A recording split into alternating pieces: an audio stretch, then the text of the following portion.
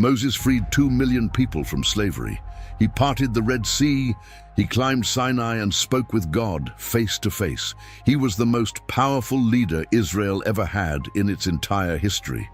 And when he died, his sons inherited nothing, not the leadership, not the priesthood, not a tribe, not a territory, not even a significant mention in the entire Bible after Exodus chapter 18. They disappeared, as if someone had erased them. And when I started investigating why, I found something I didn't expect. I found clues hidden in the names of his sons. I found a family crisis that almost nobody teaches. I found a biblical silence so loud it's impossible for it to be accidental. And I found a verse that for centuries the Bible's own copyists tried to alter because what it said was too shameful to leave intact. Someone changed a letter in the Hebrew text, a single letter, to hide the truth about what happened to Moses' family. And today we're going to follow every clue to the end. The first clue is in the names. Because in ancient Hebrew culture, a name wasn't a label, it was a prophecy, it was a cry of the soul. And the names Moses chose for his 2 sons revealed that something was very wrong inside his home before everything even started. His first son was named Gershom. Exodus chapter 2 verse 22 says Moses named him that because he said, "I have been a stranger in a foreign land." In Hebrew, Gershom comes from Gersham, which literally means stranger there. Think about that. Moses' first son didn't receive a name of victory, or hope, or blessing. He received a name of pain, a name that said, "I don't belong here. I'm a stranger. I'm out of place." Moses gave his son the wound he himself was carrying.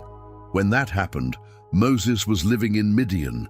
He had fled Egypt after killing an Egyptian who was beating a Hebrew, according to Exodus chapter 2, verses 11 through 15. He was 40 years old. He had gone from being a prince in Pharaoh's palace to being a shepherd in the desert, from eating at golden tables to sleeping beside a flock, from wearing Egyptian linen to wearing shepherd's clothing. And when his first son was born, what came out of his heart wasn't joy, it was exile. I have been a stranger in a foreign land. Imagine growing up with that name. Every time someone called you, it reminded you that your father felt out of place. Gershom didn't choose that name, but he carried it his whole life. His second son was named Eliezer. Exodus chapter 18 verse 4 says, "And the other was named Eliezer because he said, 'The God of my father helped me and delivered me from Pharaoh's sword.'" In Hebrew, Eliezer means, "My God is my help." And here, the first sign appears that something changed. Gershom is a name of pain. Eliezer is a name of gratitude. At some point between one son and the other, Moses went from defining himself by what he had lost to defining himself by what God had done. From "I'm a stranger" to "God helped me." That's interesting, but it's not the clue that matters. The clue that matters is what comes next. Because even though Moses named his sons with these profound declarations, the Bible practically stops talking about them. They appear in Exodus 18, and after that, silence. They're not in the Exodus. They're not in the wilderness. They're not in the conquest. They're not in Judges. They're not in the books of the Kings. It's as if they had evaporated. And a silence like that, in a culture that documented everything by lineage, is not accidental. Someone decided not to talk about them, or something happened that left nothing to say. And the second clue takes us to one of the darkest scenes in the entire Bible, a scene that happened before Moses even arrived in Egypt, before the plagues, before the Red Sea, before everything. A scene that involves blood, a flint knife, and a wife who was furious. Exodus chapter 4, verses 24 through 26. Moses has just received God's call at the burning bush. He has just accepted the mission to go to Egypt. He's on his way with Zipporah and his sons. And suddenly, the text says something that sounds like a nightmare. And it came to pass on the way, at the lodging place, that the Lord met him and sought to kill him. Wait, read that again. God has just sent Moses on the most important mission in history. And on the way, God himself tries to kill him. Why? Most scholars understand that Moses had not circumcised one of his sons. Circumcision was the sign of the covenant with Abraham, established in Genesis chapter 17. It was non-negotiable, and the man who was about to deliver God's law to an entire nation had not fulfilled the most basic sign of the covenant in his own house. And what happens next is the first visible crack in Moses' family. Zipporah takes a sharp flint, cuts her son's foreskin, throws it at Moses' feet and says, "Surely you are a bridegroom of blood to me." In Hebrew, chatan damim. That is not a phrase of love, it's a phrase of reproach. It's a woman saying, "I married you and what I got was blood. Your religion demands blood from me. Your God demands blood from me." And that bitterness doesn't just go away. Why hadn't Moses circumcised his son? Many rabbinic commentators suggest that Zipporah, being a Midianite, daughter of Jethro, priest of Midian, didn't share the religious customs of Israel. Circumcision was not a Midianite practice, and Moses had given in to his wife's pressure. That tells us something nobody wants to say when they talk about Moses. Inside the house of Israel's deliverer, there was war. Not the war against Pharaoh, another war. The war between a man and his wife about how to raise their children. The war between two cultures, two worldviews, two ways of understanding God. And that war is the second clue to why Moses' sons ended up the way they did. But the third clue is perhaps the strongest, and it's hidden in a phrase that almost nobody stops to read. Exodus chapter 18 verse 2 says, "Then Jethro, Moses' father-in-law, took Zipporah, Moses' wife, after he had sent her back." After he had sent her back, Moses sent his wife and sons back to Midian. At some point between the Flint crisis and the liberation of Israel, Moses sent his family away. And during the entire Exodus, during the 10 plagues, during Passover night, during the parting of the Red Sea, during the giving of the law at Sinai, Moses' family was not with him. Do you understand what that means? The most important moment in Israel's history, the birth of a nation. And Moses' sons were not present. They didn't see the plagues. They didn't see the water turn to blood. They didn't see the frogs invade the palaces. They didn't see the darkness cover Egypt for 3 days. They didn't hear the death cry on Passover night. They didn't cross the sea with the water standing like walls on either side. They didn't eat manna for the first time. They didn't hear the thunder of Sinai or see the mountain wrapped in fire. They didn't see their own father's face shining when he came down from the mountain, so intensely that he had to cover himself with a veil, according to Exodus chapter 34, verses 29 through 35. They didn't witness the construction of the tabernacle. They weren't there when the cloud of glory descended and filled the sanctuary. They were in Midian with their grandfather Jethro, herding sheep, while their father was changing the course of human history. Imagine being Gershom. You're 10, maybe 12 years old. Your father left one day and didn't come back. He left you with your grandfather in the desert, and months later, you start hearing rumors that extraordinary things are happening in Egypt, that the river turned to blood, that frogs fell from the sky, that there was a darkness you could touch with your hands, that an entire people crossed a sea on dry ground, and that your father was the man who did all of it, your father whom you haven't seen in months, your father who gave you a name that means stranger. That father is now the most famous man in the world, and you're still here, in Midian, with the sheep. Every Israelite child who was the same age as Gershom and Eliezer could say, "I was there, I saw the sea part, I ate the manna." The Moses sons couldn't say any of that. The leader's sons missed everything the leader did. And that's not just a sad anecdote, it's a clue, because it tells us where they grew up. not in Israel's camp in Midian, with a grandfather who was a priest of a polytheistic culture.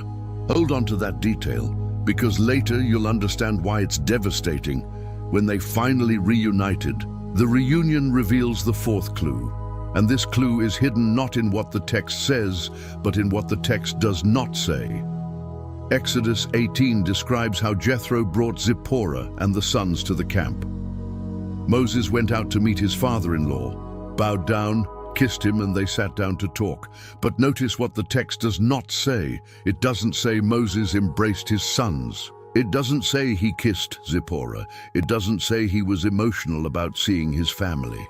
It doesn't say the children ran into their father's arms. The warmth is directed at Jethro. The sons and wife seem secondary in the scene. Compare this with other family reunions in the Bible. When Jacob reunites with Esau after 20 years, Genesis 33, verse 4 says, Esau ran to meet him, embraced him, fell on his neck and kissed him, and they wept. When Jacob sees Joseph in Egypt after believing him dead, Genesis 46, verse 29 says, Joseph threw himself on his father and wept on his neck for a long time. The Bible knows how to describe emotional reunions. It has the vocabulary, it has the verbs, but with Moses and his sons, it doesn't use them. And that's a clue that screams. And after that reunion, Jethro watches Moses judge the people from morning until night and tells him, delegate, appoint judges, don't do it all yourself. And in the middle of that conversation about Moses' health, nobody mentions his family. Nobody says, Moses, you just got your wife and sons back after months of separation. Spend time with them. The advice is about efficiency, not fatherhood. The priorities are clear, and the sons see it. And in the middle of that entire scene, Gershom and Eliezer don't say a single word. No dialogue, no reactions, no emotions, physically present, narratively invisible. That invisibility is another clue, and that clue points to something the Bible will confirm later with surgical precision. Now I want you to see what the Bible does with Moses' sons from this point forward, because what follows isn't just silence, it's designed silence. And if what you just heard made you think of someone who needs to hear this, share this video with them now, because what's coming is much stronger. In ancient Israel, inheritance was automatic. If you were the son of a priest, you were a priest. If you were the son of a king, you were a prince. If you were the son of a patriarch, you were the head of a tribe. Nobody could take it from you. It was your birthright, your identity. Your future was sealed the day you were born. And in that culture, being Moses' son should have been the highest thing you could aspire to. Look at what happened with the other branch of the family. Aaron, Moses' brother, had 4 sons: Nadab, Abihu, Eleazar, and Ithamar. 2 died for offering strange fire before God, according to Leviticus chapter 10. But the other 2 inherited the priesthood. Eleazar became high priest after Aaron. His sons were priests. His grandsons were priests. His great-grandsons were priests. The priesthood passed through Aaron's line for 1,000 years, until the destruction of the Second Temple. That was normal, the rule, the pattern. And when you see that, the question becomes inevitable. If Aaron's sons inherited the priesthood, why did Moses' sons inherit nothing? And the answer begins to appear when you read 1 Chronicles chapter 23, verses 13 and 14. Pay attention, because these 2 verses placed side by side are like a knife. Verse 13, the sons of Amram, Aaron and Moses.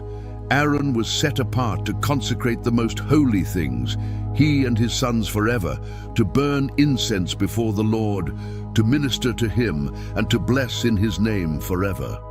And verse 14, as for Moses, the man of God, his sons were named among the tribe of Levi. Do you see the difference? Not subtle, brutal. Aaron, most holy, forever. Incense, ministry, blessing, perpetually. Moses, his sons were counted as ordinary Levites, not priests, not leaders, not anything special, common Levites. The text doesn't even give them a specific role. It just says they were named among the tribe of Levi. named, like numbers, like one more in the crowd. Moses spoke with God face to face. His sons carried curtains of the tabernacle, but there's more. In Numbers chapter 3, verse 1, the Bible says, "These are the generations of Aaron and Moses." It says Aaron and Moses, but then it only lists Aaron's sons, Nadab, Abihu, Eleazar, Ithamar. Moses' sons don't appear. It's as if the text erased them deliberately. The Talmud, in Sanhedrin 19b, explains this by saying that Aaron's sons could be considered Moses' generations because he was their teacher. His disciples counted more than his own biological sons. That's already a devastating sentence, but it's not the worst.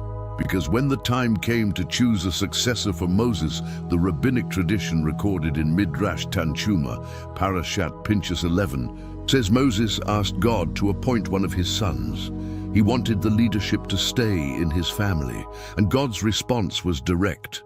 Your sons sat idle and did not occupy themselves with the study of the Torah. Joshua, who served you faithfully, is worthy to serve Israel. I want you to feel the weight of those words. God told Moses, your sons didn't put in the effort, they didn't study, they didn't prepare, Joshua did. And that's why Joshua will inherit what your sons don't deserve. Numbers chapter 27 verse 18 confirms the choice. Take Joshua the son of Nun, a man in whom is the Spirit, and lay your hand on him. Not a man of your blood, a man with spirit. And look at the contrast, because this is devastating. Joshua appears in Exodus 17 fighting against Amalek. From day one, he's in action. He's serving. He's on the battlefield. Nobody asked him to go. He went because he wanted to be there. Later in Exodus 24 verse 13, Joshua goes up with Moses to Mount Sinai as his servant, not as his son, as his servant, and he stays there, waiting on the mountain for 40 days and 40 nights, while Moses was receiving the tablets of the law at the summit. Think about that. 40 days, alone, on a mountain, not knowing if Moses was going to come back, not knowing what was happening up there, waiting, faithfully, without complaining, without leaving. And do you know what Moses' sons were doing during those 40 days? Probably nothing worth recording, because they weren't mentioned. Joshua waited 40 days on the mountain. Moses' sons don't appear anywhere in the account. And that's another clue, a big one. And then there's that extraordinary detail from Exodus 33, verse 11. It says Moses spoke with God face to face as a man speaks with his friend. And after Moses left the tent of meeting, the text says Joshua, his servant, a young man, the son of Nun, did not depart from the tabernacle. Joshua stayed. When Moses left, Joshua stayed. Not because he was ordered to, not because it was his obligation, but because he wanted to be there. He wanted to be in the place where God had spoken. He wanted to breathe the air that still vibrated with the divine presence. Have you ever stayed in a sacred place after everyone else left? Have you ever felt that a space still carries something of the presence that was there? Joshua felt that every time, and every time he stayed. Meanwhile, Moses' sons, who were Levites, who had privileged access to the same tabernacle, who could have been there any day, don't have a single verse that says they stayed. There's not a single record that they sought God on their own. The difference between Joshua and Moses' sons is the difference between someone who seeks God because they want to, and someone who grows up near God but never makes him their own. Up to this point, the investigation already has enough clues to explain why Moses' sons were erased. Divided family, absent father, upbringing between two cultures, lack of spiritual interest, rejected as successors, reduced to common Levites. That alone would be a complete story. But it isn't, because what I found next makes everything before it seem minor. There is a verse in the book of Judges that for centuries the Bible's copyists tried to hide. A verse that the Masoretic scribes literally altered because what it said was too shameful to leave intact. And what that verse says is the real reason Moses' sons were erased from history. If this is blowing your mind as much as it did mine, hit the like button on this video so more people can find these truths that almost nobody teaches. Judges chapter 18, verse 30. Listen carefully. And the children of Dan set up for themselves the carved image, and Jonathan, the son of Gershom, the son of Moses, he and his sons were priests to the tribe of Dan until the day of the captivity of the land. Stop. Read that again. Jonathan, son of Gershom, son of Moses, became a priest of an idol, Moses' grandson, the grandson of the man who came down from Sinai with the 10 Commandments, the first of which says, "You shall have no other gods before me." The grandson of the man who destroyed the golden calf with his own hands, who ground it to powder, mixed it with water, and made the Israelites drink it, according to Exodus chapter 32, verse 20. The grandson of the man who ordered the execution of 3,000 idolaters that same day. That grandson ended up serving as a priest of a carved image in the tribe of Dan. And it wasn't a one-day mistake. It wasn't a momentary temptation. The text says he and his sons served that idol until the day of the captivity of the land. Entire generations. The line of Moses serving idols for centuries, and now you understand why someone wanted to erase that from the text. But you still don't know how he got there. And the story of how he got there is almost worse than the outcome. So how did he get there? Judges chapter 17 tells the complete story. And it's one of the saddest narratives in all of Scripture when you understand who the protagonist is. A man named Micah from the hill country of Ephraim had a private shrine with idols, an ephod, and teraphim. He had stolen 1,100 pieces of silver from his own mother, according to Judges 17, verse 2. When he returned them, his mother used 200 of those pieces to make a carved image and a cast idol and placed them in Micah's house. Micah had a household temple, a pagan temple in the middle of Israel, and he needed a priest. And one day, a young Levite who was wandering around looking for somewhere to settle passed by his house. A Levite with no home, no job, no direction, wandering through Israel, looking for a place where someone would want him. Micah offered him 10 pieces of silver a year, a set of clothes and food, and the Levite accepted. Judges 17 verses 10 and 11. That Levite was Jonathan, Moses' grandson, a descendant of the most important man in Israel's history, working as a priest for hire for an idolater in exchange for clothing and food. 10 silver coins. That was the price. Moses' grandson sold himself for 10 silver coins. And if that sounds familiar, it's because another descendant of Israel would be sold for 30 coins centuries later. But that's another story. And Judges 17, verse 11 says something that should break your heart if you understand the context. It says, Micah treated the Levite like one of his sons. Notice that. Moses' grandson, who probably grew up without the constant presence of his father or grandfather, ended up in the house of a stranger who treated him like a son. An idolater gave him what his own family couldn't: presence, belonging, identity, a place where he felt wanted. And in return, Jonathan gave him the only thing he had, his religious service, but he gave it to the wrong God. He gave it to a carved image made with stolen silver in the house of a man who wasn't even from his tribe. And then the story gets worse, because in Judges chapter 18, 600 men from the tribe of Dan, armed for war, passed through the region looking for territory. They entered Micah's house. They recognized the young Levite, and they made him an offer he couldn't refuse.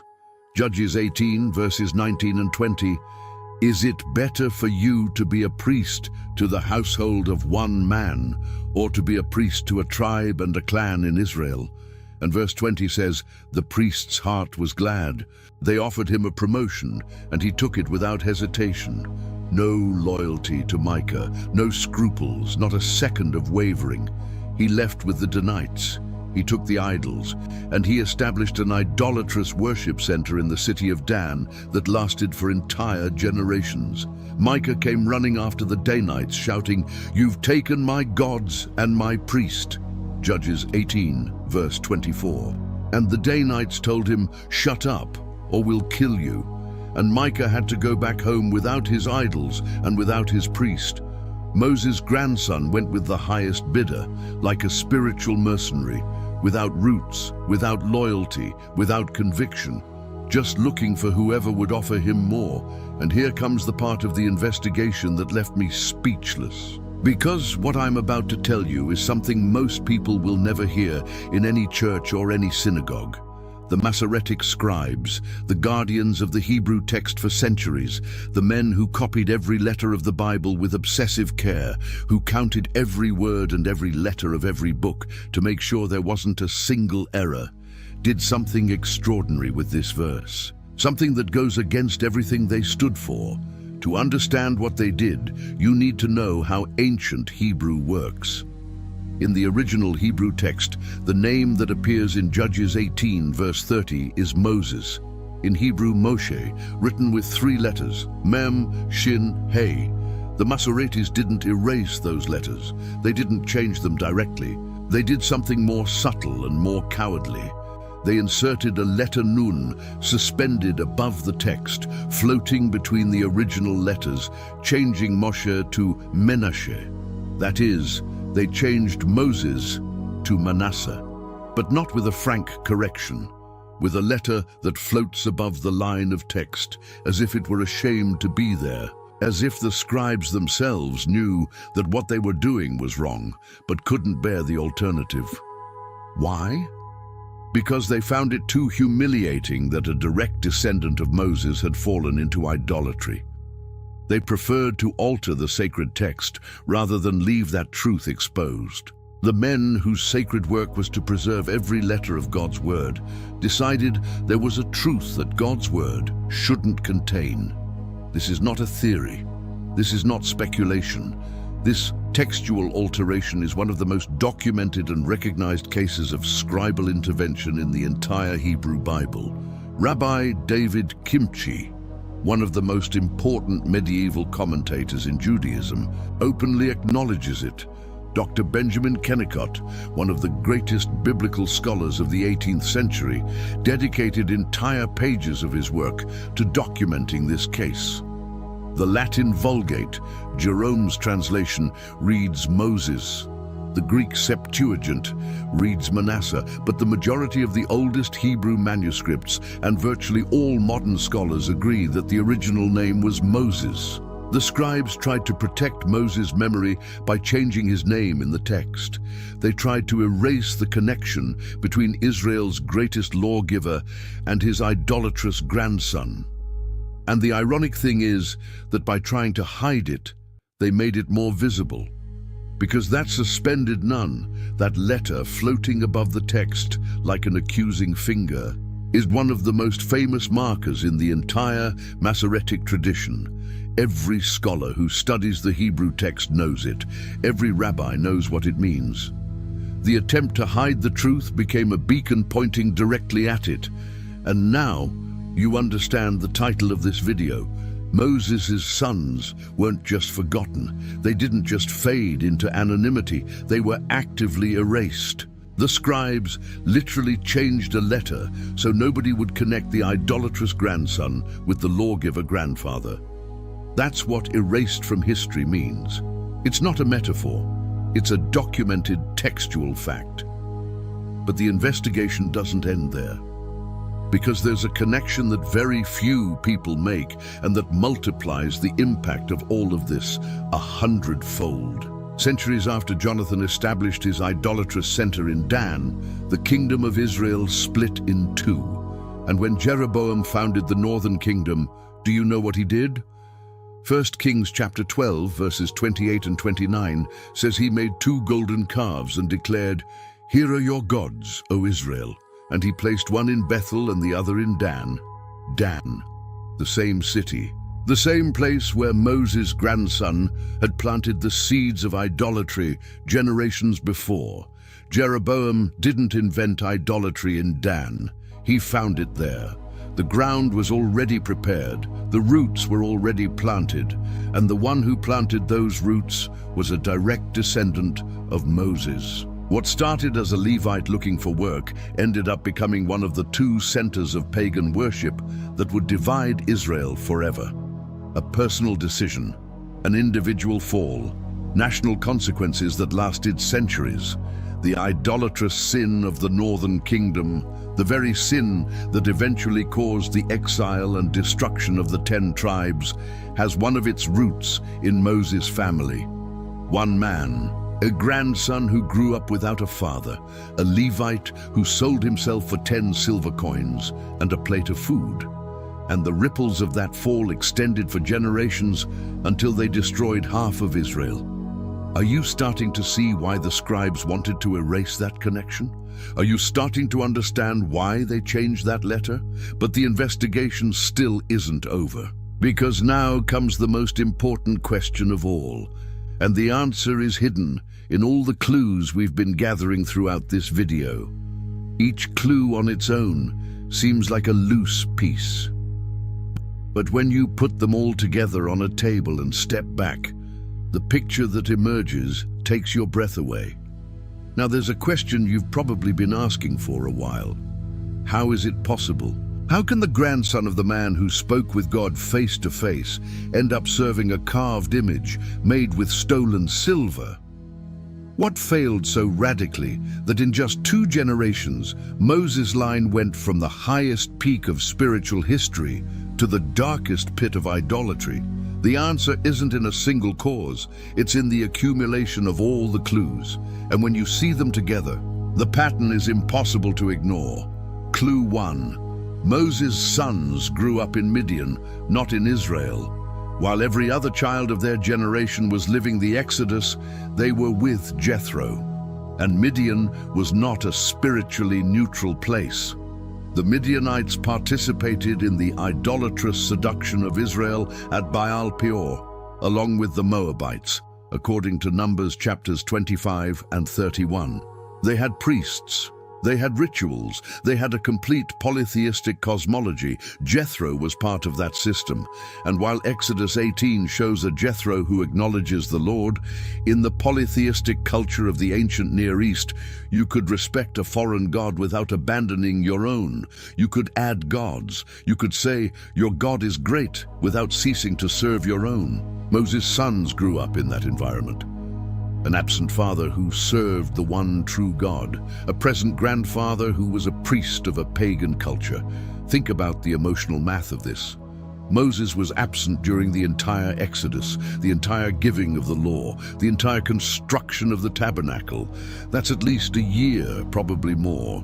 Jethro was present every day, every morning, every meal, every night. Who do you think had more influence on the spiritual formation of Gershom and Eliezer? The father who was changing the world, or the grandfather who was there when they were afraid at night?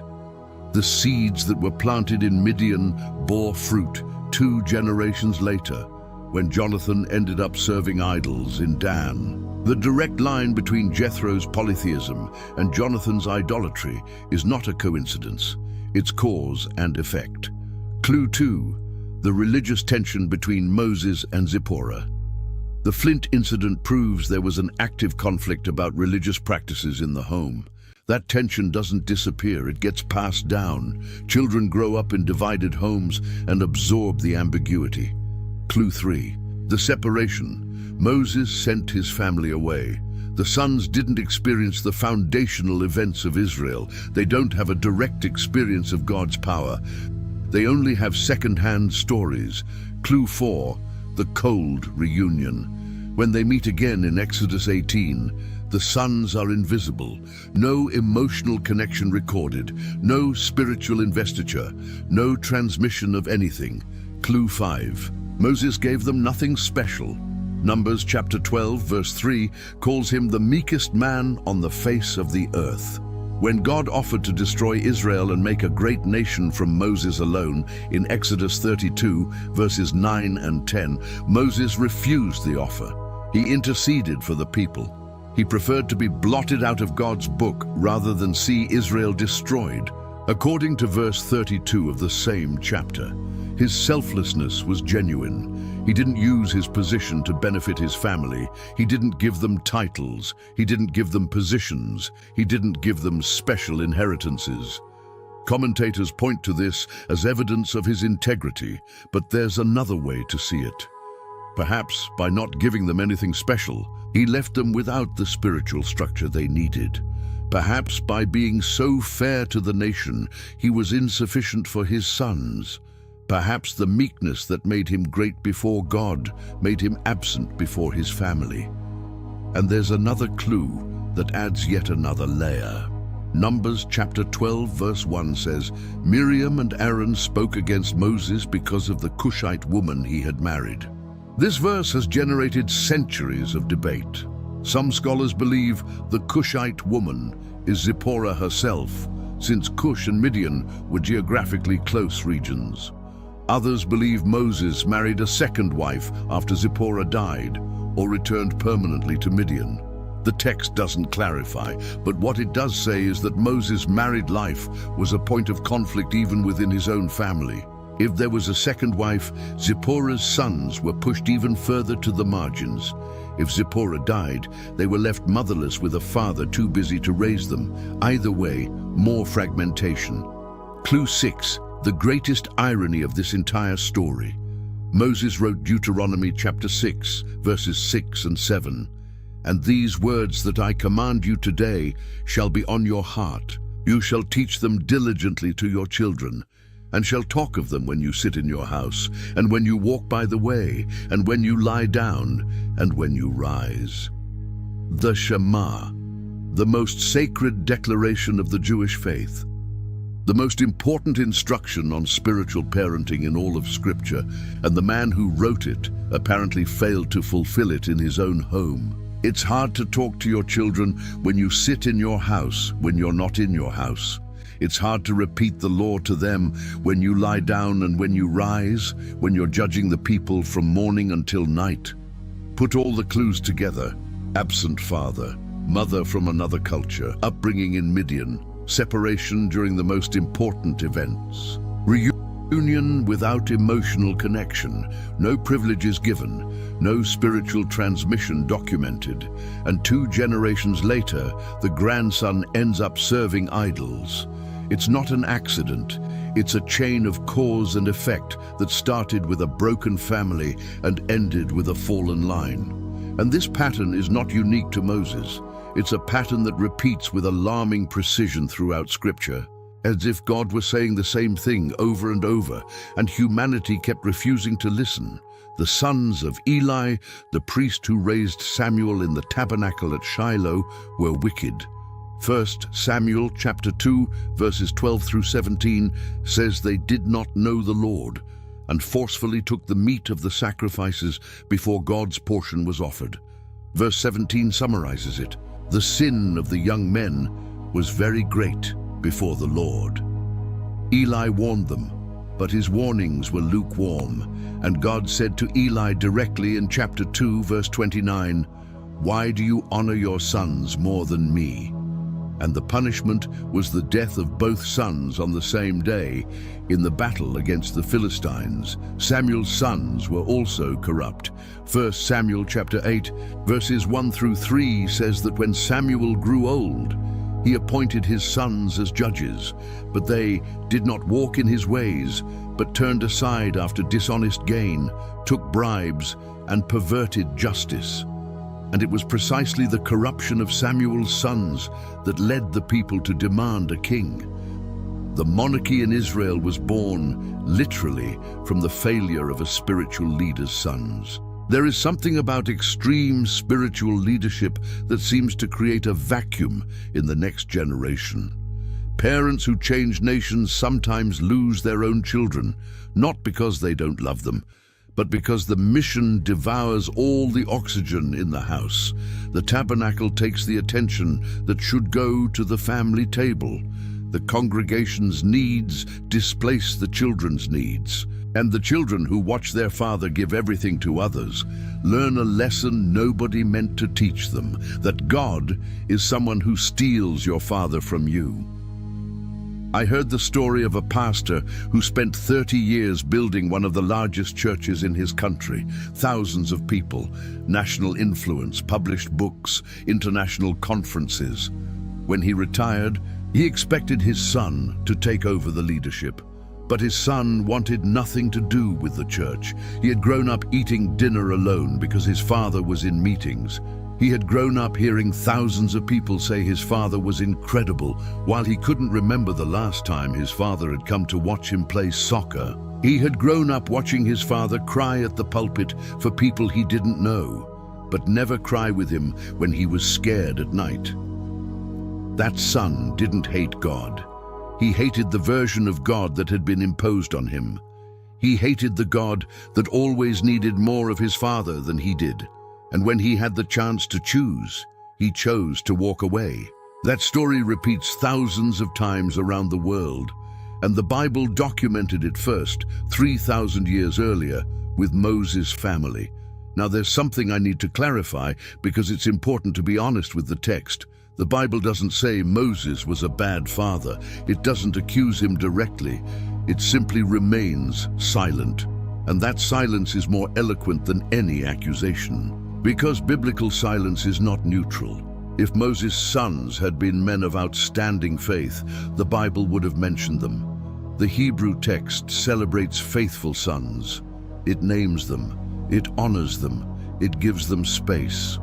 If Gershom and Eliezer had done anything worth recording, we would have chapters about them. The silence is the verdict. They did nothing bad enough to warrant explicit reproof, but they also did nothing good enough to warrant mention. They were mediocre. And in the lineage of Moses, mediocrity is perhaps the greatest failure possible. But now comes something that changes everything, because this investigation has one last piece. And that piece transforms the entire story from tragedy into something you didn't expect. Not everything we know about Moses' descendants is dark. 1 Chronicles chapter 23, verses 15 and 16 says that Gershom's son was Shebuel, and that he was a chief. And 1 Chronicles 26, verse 24 says that Shebuel, son of Gershom, son of Moses, was the officer in charge of the temple treasuries under David. That means at least one branch of Moses' descendants found their way back, not as priests, not as national leaders, but as faithful stewards of the sanctuary's treasure. And on Eliezer's side, 1 Chronicles 23, verse 17 says his son Rehabiah had many descendants. The line didn't disappear. It simply submerged into the anonymous mass of ordinary Levites. Numbers without prominence. But there's a detail hidden in the name Shebuel that is the final revelation of this entire investigation. And it's a detail that the very scribes who changed the nun could not erase. A detail that has been hidden for 3,000 years in the Hebrew text, waiting for someone to connect it with everything we've discovered today. Shebuel, in Hebrew, can be read as Shavel, and Shavel literally means return to God. The name of the descendant from Moses' fallen line contains within itself the prophecy of its restoration. Think about what that means. The same line that produced Jonathan, the homeless Levite, the priest for hire, the spiritual mercenary who sold himself for 10 coins and a plate of food, also produced Shebuel. The one who returned to God. From the same root that bore the most rotten fruit in Israel's history came a fruit of restoration. The line fell. Jonathan served idols in Dan. His sons served idols. His grandsons served idols. But at some point in that chain of darkness, someone decided to come back. Someone with Moses' blood looked at the idols his family had served for generations and said, "This is not what my great-grandfather stood for." And he came back, not as a priest, not as a leader, not as anyone important, but as a faithful steward of the treasures of God's house, and his name was itself a silent testimony, Shuvel, returned to God. That's what closes this investigation, and that's what turns it from tragedy into hope. The scribes tried to erase the shame by changing a letter. God didn't need to erase anything. God didn't need to hide anything. God simply waited for generations. And from the same line that had fallen into idolatry, he raised someone whose name meant return to God. Because that's what God does. He doesn't erase history. He redeems it. He doesn't hide the fall. He transforms it. The man who spoke with God face to face had sons who never sought him, and a servant who was not of his blood sought him every day of his life. Moses left an eternal legacy, but that legacy didn't pass through his sons. It passed through an orphan from the tribe of Ephraim who stayed in the tent of meeting when everyone else left. Your last name doesn't save you. Your hunger does. If you want to discover another biblical mystery that will leave you speechless, there's a video on screen right now that connects directly with what we just uncovered. What you'll find there is going to challenge everything you thought you knew. Just click.